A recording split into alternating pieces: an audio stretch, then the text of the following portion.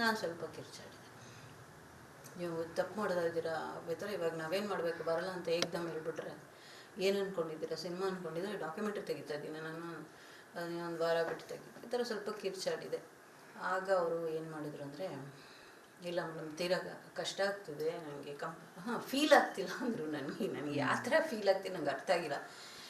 ಏನು ನಿಮಗೆ ಫೀಲ್ ಆಗ್ತಿಲ್ಲ ಅಂದರೆ ಏನು ಅರ್ಥ ಅಂದರೆ, ಕಾರಲ್ಲಿ ಶೂಟ್ ಅಂದರೆ ನಾನು ಹಿಂದೆಗಡೆ 2 ಕಾರ್ ಬರ್ತಿದೆ, ಈ ಕಾರ್ ಹಿಂದೆ ಇನ್ನೂ 2 ಕಾರ್ ಬರ್ತಿದೆ ನಮ್ಮನ್ನು ಫಾಲೋ ಮಾಡಿಕೊಂಡು. ನಾನು ಕೂಡ ಕಾರ್ ಒಳಗಡೆ ಇರೋಕ್ಕಾಗಲ್ಲ, ಯಾಕಂದರೆ ಇದು ಇಬ್ಬರು ಹೀರೋಯಿನ್ನು, ಹಾಂ ಕ್ಯಾಮ್ರಾ ಇರಬೇಕು ಫ್ರಂಟಲ್ಲಿ, ಡ್ರೈವರ್. ಸೊ ನಾನು ಕೂಡ ಶಾರ್ಟ್ ಆಯಿತು, ಮತ್ತೆ ನಿಲ್ಲಿಸಿ ನಾವು ಮತ್ತೆ ಹೋಗಿ ಅವ್ರನ್ನ ಆ ಶಾರ್ಟ್ನ ಚೆಕ್ ಮಾಡಿ ಮತ್ತೆ ಇನ್ನೊಂದ್ಸರಿ. ನನಗೂ ಸುಸ್ತಾಗೋಯ್ತು ಅಂತ.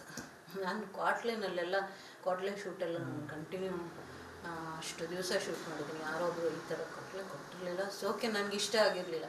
ನಾವೂ ಬಯಸ್ತಿದ್ವಿ ಹುಡುಗಿ ಆದರೆ ಕಷ್ಟ ಆಗುತ್ತೆ ನಮಗೆ, ಆಶಿಕಿ ಕಂಪ್ಲೀಟ್ ಮಾಡೋದು ತುಂಬ ಕಷ್ಟ ಆಗುತ್ತೆ ಪವಿತ್ರನ ಇಟ್ಕೊಂಡು ಅಂತ ಗೊತ್ತಾಯಿತು ನನಗೆ. ಇದು ಈ ಹೀರೋಯಿನ್ ಲುಕ್ ಇದೆ, ಹೀರೋಯಿನ್ ಮೆಟೀರಿಯಲ್ ಅಲ್ಲ ಫೀಲ್ ಇತ್ತು ನನಗೆ.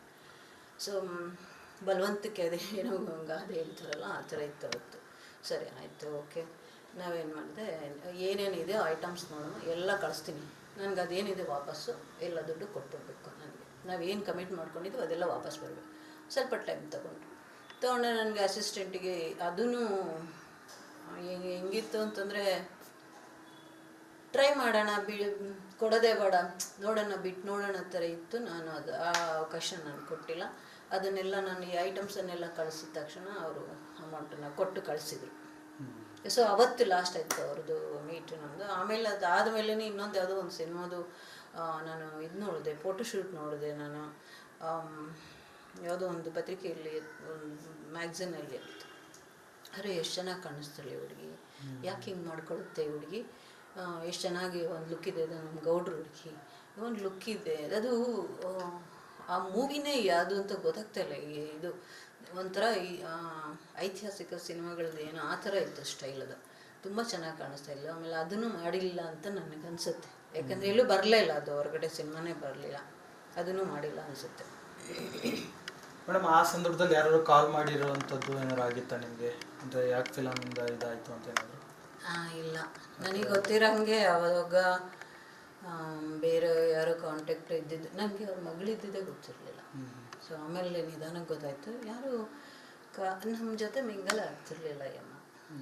ಶೂಟ್ ಮಾಡ್ತಿದ್ವಿ, ಒಂಥರ ಸೈಲೆಂಟ್, ತುಂಬ ಒಂಥರ ಆ್ಯಟಿಟ್ಯೂಡ್ ಇರೋರು ಹೆಂಗಿರ್ತಾರೆ ಅಷ್ಟೇ. ನಾನು ಡೈಲಾಗ್ ಹೇಳ್ಕೊಟ್ಟಿದ್ದನ್ನು ಕೇಳಿಸ್ಕೊಂಬಿಟ್ರೆ ಸಾಕಾಗ್ಬಿಟ್ಟಿತ್ತು ನಮಗೆ, ಇನ್ನು ಅವ್ರದ್ದು ಹಂಚ್ಕೊಳ್ಳೋ ಅಷ್ಟು ನನಗೆ ಆ ಥರ ಫೀಲು ಆಗಲಿಲ್ಲ.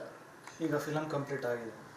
ನಾನು ನಿಜವಾಗ್ಲೂ ನಾನು ಪುಣ್ಯ ಮಾಡಿದ್ದೀನಿ ಅಂತಲೇ ಅನ್ಕೋಬೇಕು. ಯಾಕಂದರೆ ಇವ್ರನ್ನ ಇಟ್ಕೊಂಡು ನಾನು 60 ದಿವಸ ಹೊರಗಡೆ ಹಿಂಗೆ ಶೂಟ್ ಮಾಡ್ತಿದ್ದೆ. ತುಂಬ ಕಷ್ಟ ಆಗ್ತಿತ್ತು, ಎಷ್ಟು ಕಡೆ ಏನೇನು ಆಗ್ತಿತ್ತು. ಸೊ ಈಗ ನಾನು ಅದನ್ನು ನಾನು ಮರ್ತೇ ಬಿಟ್ಟಿದ್ದೆ ನಿಜ. ಯಾಕೆ ಅಂತಂದರೆ ಒಳ್ಳೆ ಹುಡುಗಿ ಹೀರೋಯಿನ್ ಐಶ್ವರ್ಯ ಸಿಂಧು ತುಂಬ ಚೆನ್ನಾಗಿ ಆ್ಯಕ್ಟ್ ಮಾಡಿದ್ರು. ನಾವು 60 ದಿವಸನೂ ಆರಾಮಾಗಿ ಮುಗಿಸ್ಕೊಂಡು ಬಂದು ಬೆಂಗಳೂರಲ್ಲಿ ಒಂದು ಸ್ವಲ್ಪ ಇತ್ತು, ಸೀನಿಯರ್ ಆರ್ಟಿಸ್ಟ್ಗಳ ಜೊತೆ ಇದನ್ನೆಲ್ಲ ಮುಗಿಸಿ ಕಂಪ್ಲೀಟ್ ಮಾಡಿ ಸೆನ್ಸರು ಆಗಿ ರಿಲೀಸಿಗೆ ರೆಡಿ ಇದೆ. ಥಿಯೇಟ್ರಿಗೆ ಬರೋಕ್ಕೆ ನಿಮ್ಗೆ ಗೊತ್ತಲ್ಲ, ಇವಾಗ ದೊಡ್ಡ ಸಿನಿಮಾಗಳೇ ಕಷ್ಟ ಇದೆ, ಥಿಯೇಟ್ರಿಗೆ ಹೇಗೆ ಬರೋದು ಅಂತ ವೆಯ್ಟ್ ಮಾಡ್ತಿದ್ದಾರೆ. ಸೊ ಚಾನಲ್ ಮುಖಾಂತರ ರಿಲೀಸ್ ಮಾಡಬೇಕು ಅಂತ ಮಾಡ್ತಿದ್ದಾರೆ. ಎಸ್, ಇದಿಷ್ಟು ಚಂದ್ರಕಲಾ ಅವರ ಮಾತು. ಅಂದರೆ ಆ ಸಂದರ್ಭದಲ್ಲಿ ಕೂಡ ಅಂದರೆ ಸಾಕಷ್ಟು ಕಷ್ಟ ಆಗ್ತಾಯಿತ್ತು ಅವ್ರನ್ನ ಏನು ಈ ಒಂದು ಫಿಲಮ್ನಲ್ಲಿ ಇಟ್ಕೊಂಡು ಕೆಲಸವನ್ನು ಮಾಡೋದಕ್ಕೆ. ಅವ್ರಿಗೂ ಕೂಡ ಕಷ್ಟ ಆಗಿದ್ದು, ನಮಗೂ ಕೂಡ ಕಷ್ಟ ಆಗಿತ್ತು. ಆನಂತರ ಅವರಾಗೆ ಈ ಒಂದು ಸಿನಿಮಾದಿಂದ ಹೊರ ಹೋದ್ರು ಅನ್ನೋ ಮಾತನ್ನು ಅವರು ಸದ್ಯ ಹೇಳ್ತಾ ಇರುವಂಥದ್ದು. ಕ್ಯಾಮ್ರಾ ಪರ್ಸನ್ ಕಾಂತರಾಜು ಜೊತೆ ಅಜಯ್, ರಿಪಬ್ಲಿಕ್ ಕನ್ನಡ, ಬೆಂಗಳೂರು.